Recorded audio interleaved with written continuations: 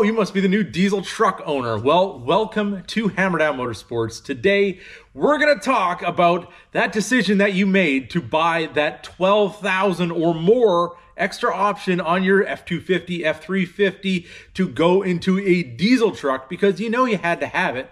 You saw it on the sheet. You're like, but it's got a turbocharger. It burns diesel. It's so much cooler. It has that rah, rah, rah. It has that and it's just amazing. I mean, hey, I get it. I did it. We're here. But there is a few things you might want to know about maintaining your diesel truck. We're going to show you some of those today. So as we walk over here, you may notice we have a box with a plastic jug. And we've made videos about my love for this stuff. But there's a few things you got to know about that too. We're going to go over that in a minute. That's going to save you some money, hopefully, down the line if you follow these simple instructions. One thing I think Ford may have messed up on and Chevy might have done something right with is where this is. So now we have one and we have two. And I mean, most people would think, okay, this one says diesel, it's green. The handle on the diesel pump is usually green and diesel goes in this one. And now blue is that one. So what would that be? Well, this is green, which is, it shouldn't be, but that's blue. So blue goes to blue. I mean, that may be a branding thing. There is other brands out there, but that's the stuff we have. So blue goes in the blue. We have color coordination, but these are so close together. And by no circumstances, if there's any electricians out there, this is like one of those transfer switches. You never have the one on when it shouldn't be, the other one on when it shouldn't be. They're kind of one or the other. You never have this one open when you have this one open because mistakes can be made and you don't want to do that. You never want to put the blue in the green. You never want to put the green in the blue. It's only the green in the green and the blue in the blue. That's why they're color coded. They're also different sizes, just in case that didn't trip you up at all. But this seems to happen a lot, and I see a lot of videos online where people put the blue where the green's supposed to go. Either they're inexperienced, maybe it's not their truck, maybe they're just trying to do somebody a favor and like, hey, well, we might need to fill this stuff up. The gauge in the truck is showing lower, so we're gonna fill it up and we're gonna put it where we put everything else there, and you end up with $16,000 in damage by just doing that. So congratulations, you now have passed this part of the procedure. You know that the blue goes in the blue. You're never gonna put it in there. You're never even gonna open this cap. You're gonna put the blue in there. You're gonna turn it nice and closed till it clicks, and you're never gonna open that again unless you're putting that stuff in there. So, diesel. You wanna put diesel in there. When you go to the pump, make sure it is not the gas one. It has to be the diesel one. Make sure, double, triple check. Make sure you don't put gas in there or you're gonna pay a lot of money in damages because if you put gas in there, it does not have the lubricating qualities of diesel. It's going to go up into your engine where we have I believe Bosch designed this, which is in Germany, where they have high sulfur diesel, which has lubricating qualities. Gas has no lubricating qualities in that regard. Diesel is basically a very thin oil. And if it goes into this little piston pump in here, which is our high pressure CP4 pump, it will destroy that pump and then it will send all kinds of shrapnel that breaks down inside that pump into your return fuel, go into your tank and end up coming back into your injectors, and then you're going to pay probably around $16,000. So what I recommend is always double, triple check before you put anything in here. Make sure that it is clean diesel from a reputable place that sells diesel, something like a Sheetz or something like a truck stop where they get a lot of customers buying diesel all the time. It's always fresh. It's always being brought in. It's not sitting there for a long time. So you can get the freshest, best quality diesel. And then you're going to fill up your tank. And then that wonderful clean fuel is going to go up into your engine and keep everything nice and happy. But say something happened. You went to the same fuel station all the time and they had a leak in the ground. Maybe they had water go into their system, and maybe it's not a lot of water, maybe it's just a little bit. Under the truck, right in front, right over here, you'll see this yellow guy right here. It's a little cap, and what you do is you get a jar and you turn this ever so carefully, but once a month, and drain probably, I don't know, a little bit, enough for a good sample, maybe a mason jar, or any kind of container you might have that you can see the fluid very clearly and it's nice and clean. So you want to make sure that you get a sample of your diesel. You don't have to do it all the time, but I mean, it is a good practice if you could do it once a month, just to make sure there's no water in your fuel. This will also drain the water separator and keep any of that water from getting up into your pump and costing you $16,000. So now that you've been up on everything else, we know where to put our DEF, we know to get good diesel, we've been sampling our diesel, making sure we're doing really good. We're gonna go one step further, and there's something you're gonna put in your bed, so at least where I put mine, and you're gonna have a nice Ziploc baggie with all kinds of rags, because for some reason, these containers always seem to leak a little bit. And you're gonna get yourself an additive. I mean, there's many additives on the market. I prefer the Hot Shots Secret Everyday Treatment. And you can get this at Tractor Supply. You can get it pretty much anywhere. You can get it online. But you can buy this stuff, you put it in your truck, you squeeze the bottle with the lid off, this little bulb fills up, and on a full tank, you dump this in, or you can put it in as you're filling up, whichever you prefer. But you wanna get some of that additive in there. It's just gonna help everything along, especially with our low sulfur diesel, to keep that CP4 pump happy so you don't have to spend $16,000.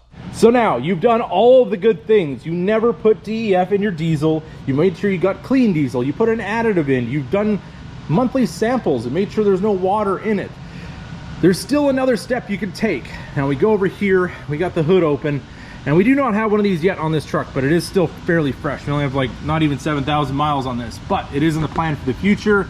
We are gonna do a return fuel filtration system. Now, the one that I recommend, the one that I have seen a lot of people very happy with, is the one from S&S. There possibly is other ones on the market, but I'm gonna speak to the S&S one. It's a little filter, not a little filter, but a decent size fuel filter. It's gonna go right there, and then when the fuel comes out of your CP4, it's gonna go through that filter before it goes to your fuel tank. Now, why would you wanna do that?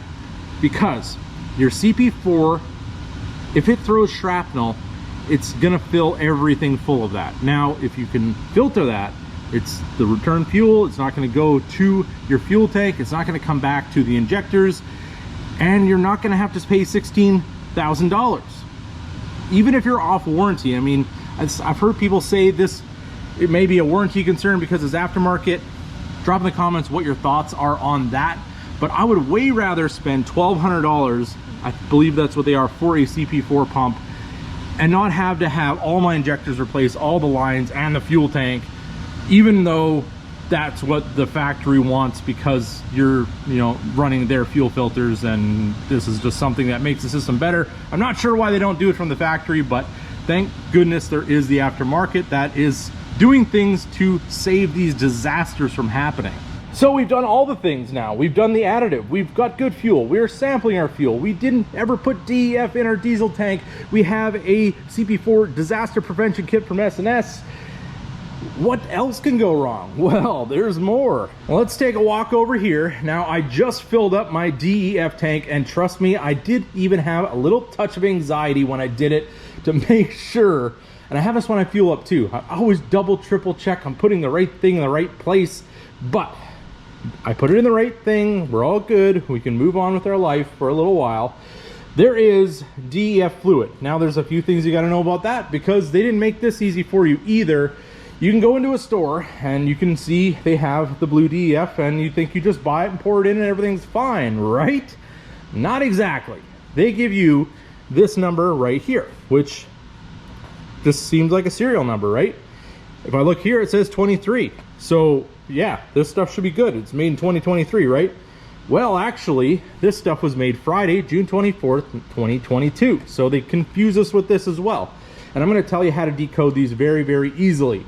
What you do is the example I have here. This DEF I'm going to be throwing away. Just quick on a side note here, storing DEF, the reason they're in these cardboard containers is to keep light off of them. You want to keep them in a dark place if you can. Ideally 60 degrees, but you never want to go over 90 degrees or below 0. There's a lot of water content in this, so you don't want it to freeze.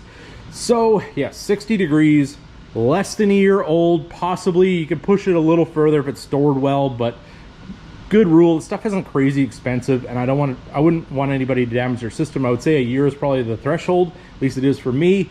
All right, so now decoding this number right here. So we have PA, so obviously Pennsylvania is where it's made, you know, makes sense, it's from here. Then we have 22, so you're like, oh, 2022, it should be fine, right? It's 2023 right now, and wrong. This stuff is actually trash. It was made in 2021. So you take this number minus 1, gives you the actual year it was made, so it's 2021, and then 115 is going to be the days left in the year. So you take 365 minus 115 will give you a number. Then you go into your phone and you put that number of that year and what day it was. And I got Tuesday, September 7th, 2021. That was when this was made. So minus 1 from the 22 gives us 2021, and then 365 minus 115 is going to give us Tuesday, September 7th, 2021. This stuff is over a year old, and I'm going to throw it away because I'm not taking any risks on a truck that, well, can cost you $16,000 if you make a mistake. Now, I'm not sure if running old DEF is going to cost you that. I think it could probably just plug up the injector for your DEF system, things like that, crystallization. It's just stuff you don't want to have in your life. If you're going to be running the emissions system, like they say that we have to, we just want to make sure we're doing everything right so these trucks will run for a long time. There's also another thing you got to know. So we're going to go into our truck. We're going to give you guys a little bit of insight on some of the things you want to watch for. So we're going to go to the on position. Okay, we're not going to start it just yet. So we're going to go through our menu, go into the maintenance monitor, and then we can go down. We have 26% on our oil life, so it's almost time to do that. We just filled our diesel exhaust fluid, so we're going to go on that.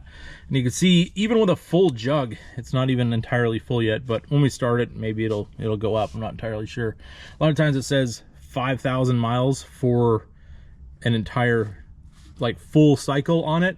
And also with ForScan, we can add this right here, which is the exhaust filter monitor gauge. So I don't know why the factory doesn't have this just on from the factory. I guess they don't want you to know how full your DPF is, which would help a lot of people out, especially if it's not your truck and you didn't know when the last time it regened and all of that.